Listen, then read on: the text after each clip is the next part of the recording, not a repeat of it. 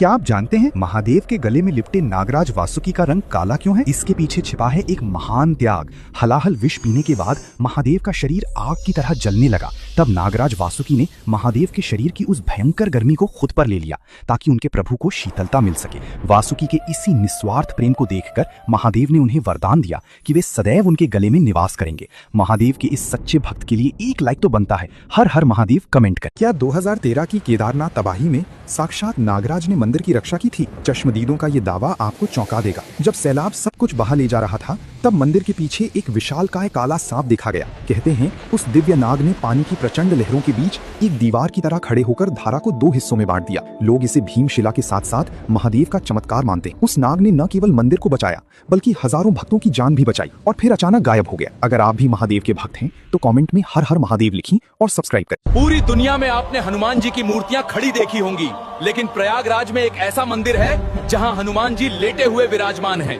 अब प्रश्न यह है कि बल, भक्ति और पराक्रम के प्रतीक हनुमान जी इस मंदिर में खड़े नहीं बल्कि विश्राम मुद्रा में क्यों विराजमान हैं? मान्यता है कि अहिरावण का वध कर जब हनुमान जी राम और लक्ष्मण को पाताल लोक से वापस लाए तब इसी स्थान पर विश्राम किया। कहा जाता है कि जब अकबर संगम तट पर किला बनवा रहे थे और इस मूर्ति को हटवाना चाहा तब ये धरती में धंसती चली गई और सब हैरान रह गए। सबसे चौंकाने वाली मान्यता यह है कि यहाँ हनुमान जी की पूंछ आज भी धीरे धीरे बढ़ रही है और कहा जाता है कि वो सीधे पाताल लोक तक जाती है। हर वर्ष गंगा बढ़ते ही यह मंदिर डूब जाता है, मानो स्वयं माँ गंगा हनुमान जी के दर्शन करने आती हो।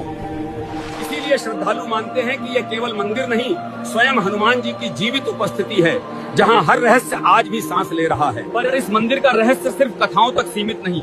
जो गर्भगृह में पहुंचता है वो कहता है वहां की ऊर्जा सामान्य स्थानों जैसी बिल्कुल नहीं लगती। अगर आपने भी इस दिव्य मंदिर के दर्शन किए हैं तो कमेंट में जय बजरंगबली लिखिए, वीडियो शेयर कीजिए और ऐसे रहस्यमयी मंदिरों के लिए अभी फॉलो कीजिए। विष्णु जी ने अपनी शादी में गणेश जी को क्यों नहीं बुलाया? विष्णु जी का विवाह जब माता लक्ष्मी के साथ होने वाला था तब भगवान नारायण ने सभी देवी देवताओं को आमंत्रित किया, पर उन्होंने गणेश जी को नहीं बुलाया। विष्णु जी को ऐसा करते देख गरुण देव ने उनसे पूछा, प्रभु आपने अपने विवाह में सबको बुलाया पर अपने ही भांजे श्री गणेश को क्यों नहीं बुलाया? तब विष्णु जी कहते हैं, गणेश इतना खाना खाते हैं कि अगर मैंने उन्हें बुलाया तो और किसी के लिए खाना ही नहीं बचेगा। सारा खाना तो वह अकेले ही खा जाएंगे, इसलिए मैंने उन्हें नहीं बुलाया। अब यहाँ तक तो सब ठीक था, पर विवाह वाले दिन गणेश जी को क्रोध आया। उन्होंने विष्णु जी को सबक सिखाने के लिए मूषा को बुलाया और विष्णु जी के रास्ते में बड़े बड़े गड्ढे करवा दिए। जब बारात उन रास्तों से जाने लगी उसी समय उनका रथ उस गड्ढे में फंस गया। सभी देवताओं ने मिलकर उसे निकालने की खूब कोशिश की पर वह नहीं निकला। तब विष्णु जी को समझ आया कि सबको बुलाने का क्या फायदा जब उन्होंने विघ्नहर्ता श्री गणेश को ही नहीं बुलाया। और फिर उन्होंने सभी देवताओं के साथ मिलकर गणेश जी का आवाहन किया और घोषणा की कि ऐसी कोई भी शुभ कार्य बिना गणेश जी के पूजन के पूरा नहीं